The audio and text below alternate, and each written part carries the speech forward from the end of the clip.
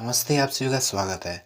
दोस्तों, इतिहास की पहली क्लास में यानी spring board academy RS foundation batch के जो प्राचीन भारत इतिहास के नोट्स है, उनकी पहली क्लास में हमने एक्सप्लेन किया था एक्चुअली में कि जो इंडस वैली सिविलाइजेशन का स्थल है हड़प्पा, उसके बारे में।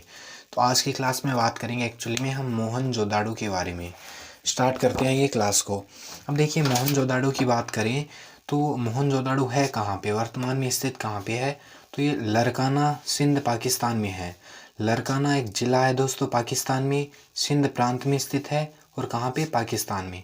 अब देखिए, मोहनजोदाड़ो के उत्खनन की बात करें तो उत्खनन किया था दोस्तों राखलदास बनर्जी ने। कब? 1922 में। राखलदास बनर्जी ने मोहनजोदाड़ो का उत्खनन कब किया? 1922 में। और साथ में कौन थे? अर्नेस्ट मैकी और जॉर्ज डेल्स। मोहनजोदाड़ो कहाँ पे है? लरकाना, सिंध, पाकिस्तान। उत्खनन किसने किया? राखलदास बनर्जी, अर्नेस्ट मैकी और जॉर्ज डेल्स ने। उसके बाद में यहाँ से मोहनजोदाड़ो से क्या क्या मिलता है? अब देखिए, यहाँ से एक मिलता है वृहत स्नानागार मिलता है। जी हाँ दोस्तों, एक वृहत स्नानागार मिलता है जिसे जॉन मार्शल ने समकालीन विश्व का महान आश्चर्य कहा था। याद रखना है दोस्तों, हम एग्जाम के पॉइंट ऑफ व्यू से बिल्कुल टू द पॉइंट बात कर रहे हैं, जो तथ्य है उनकी बात कर रहे हैं। तो वृहत स्नानागार प्राप्त होता है। इसे जॉन मार्शल ने समकालीन विश्व का महान आश्चर्य कहा था। ठीक है। उसके बाद दोस्तों, वृहत स्नानागार के बाद में यहाँ से मिली एक नृत्यांगना। नृत्यांगना के बारे में क्या बात करते हैं? देखिए, नृत्यांगना के बारे में विस्तार से बात करें तो यहाँ से नृत्यांगना की जो कांस्य की प्रतिमा प्राप्त होती है वो दोस्तों कौन सी शैली में निर्मित है उसकी बात करते हैं। अब देखिए, कांस्य की जो नृत्यांगना है इसने कंधे तक चूड़ियाँ पहन रखी है। जी हाँ, कंधे तक चूड़ियाँ पहन रखी है। जो कांस्य की नृत्यांगना प्राप्त हुई है यहाँ से, इसने एक हाथ में दोस्तों कंधों तक चूड़ियाँ पहन रखी है और आभूषण धारण कर रखे हैं। एक्चुअली में दुबली पतली नृत्यांगना है जो कि नग्न अवस्था में है। जी हाँ, नग्न अवस्था में है। और दोस्तों, ये जो कांस्य की नृत्यांगना प्राप्त हुई है वो प्रोटोओस्ट्रोलाइड प्रजाति से संबंधित है। जी हाँ, प्रोटोओस्ट्रोलाइड जाति से संबंधित मूर्ति प्रतीत होती है। दोस्तों, हमने कल बात की थी एक्चुअली में कि जो हड़प्पा स्थल है, हड़प्पा स्थल में जो R37 नाम की कब्र मिली है, वहाँ से 4 प्रजातियों के साक्ष्य मिले हैं। इसमें है अल्पाइन है, प्रोटोस्ट्रोलाइड है, मंगोलियन है और भूमध्य सागरीय है। उसमें से जो नृत्यांगना है ये कौन सी प्रजाति से संबंधित है? तो यह प्रोटोओस्ट्रोलॉइड जाति से संबंधित है। क्लियर हुआ? अब देखिए, इस नृत्यांगना की बात करें, मूर्ति बनाई कैसे जाती थी, है ना। जो कांस्य की नृत्यांगना की प्रतिमा है वो कैसे बनाई? दोस्तों, एक विधि होती है प्राचीन द्रव्य मोम विधि। जी हाँ, मोम विधि होती है। क्या होता है मोम विधि? इसमें होता है क्या दोस्तों, मोम लिया जाता है और मोम को एक मूर्ति का रूप दिया जाता है। उसके बाद इस मोम की मूर्ति के ऊपर मिट्टी का लेप कर दिया जाता है और वो लेप सूखने के बाद में उस मिट्टी को, यानी इस उस ढांचे को, जिस मोम पे मिट्टी लगाई है उस ढांचे को आग पे रखते हैं, पकाते हैं। पकाने के बाद मोम पिघल जाता है और एक छोटा सा होल करके उस मोम को निकाल लेते हैं। उसके बाद मान लीजिए लोहे की प्रतिमा बना रहे हैं तो लोहे को एकदम तरल अवस्था में करके उस छोटा सा होल है उसके माध्यम से प्रवेश करवाते हैं। उसके बाद वो सूखने के बाद में मूर्ति बन जाती है। उसके बाद वो मिट्टी का ढांचा उसे तोड़ देते हैं, मूर्ति निकाल लेते हैं। ये होती है मोम विधि। मोम विधि या ढलाई विधि बोलते हैं। क्लियर हुआ? ये नृत्यांगना। उसके बाद दोस्तों बात करें तो यहाँ से मिला पशुपतिनाथ शिव। पशुपतिनाथ शिव की देखिए, पशुपतिनाथ शिव है ये एक दोस्तों मोहर पे अंकित है। मोहर पे अंकित है पशुपतिनाथ शिव। देखिए, मोहनजोदाड़ो से अर्नेस्ट मेके। जी हाँ दोस्तों,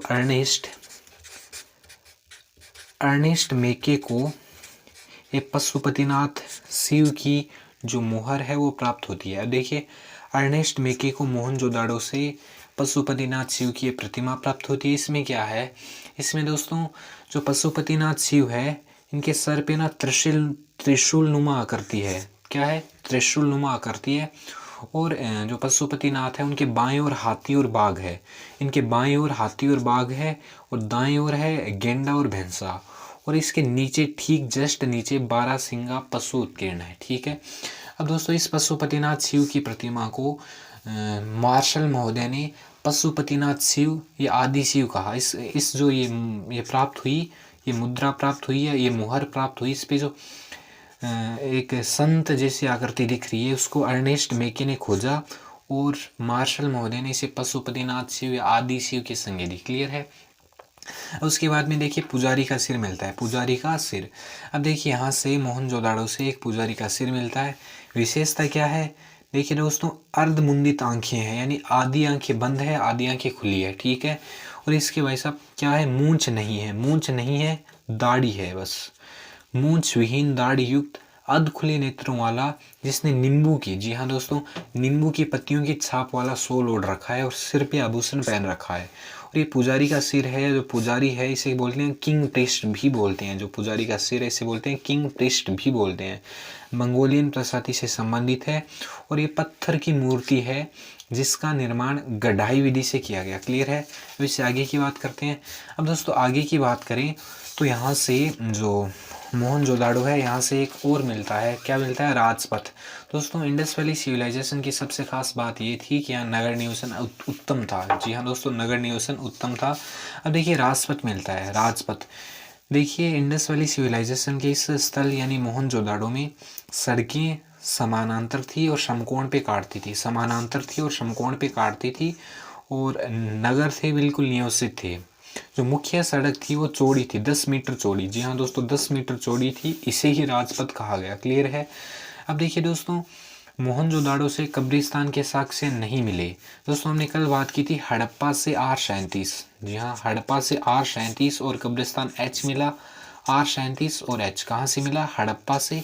जबकि मोहनजोदाड़ो से कब्रिस्तान के साक्ष्य नहीं मिले। परंतु दोस्तों एक गली में 21 लोगों के मारे जाने के साक्ष्य मिले, यानी 21 लोगों के कंकाल मिले हैं, जिनका संभवतः इंडस वैली सिविलाइजेशन के पतन के टाइम में संभवतः मोहनजोदाड़ो में हमला हुआ होगा, जिससे 21 लोग मारे गए। हालांकि 21 लोगों के कंकाल मिले हैं, परंतु यहाँ पे कब्रिस्तान यानी सुनियोजित कब्रिस्तान नहीं मिला। मोहनजोदाड़ो के बारे में कहते हैं कि ये 7 बार बसने और 7 बार उजड़ने के प्रमाण मिले हैं। ठीक है। और दोस्तों मोहनजोदाड़ो से सीप का पैमाना मिला है। जी हाँ, सीप का पैमाना मिला है। और यहाँ से मेसोपोटामिया की 5 मोहरें मिली है। जी हाँ, मेसोपोटामिया की 5 मोहरें मिली है, जो यह दर्शाती है कि जो मोहनजोदाड़ो के लोग थे वो दोस्तों विदेशी व्यापार करते थे, यानी अंतर्राष्ट्रीय व्यापार किया करते थे।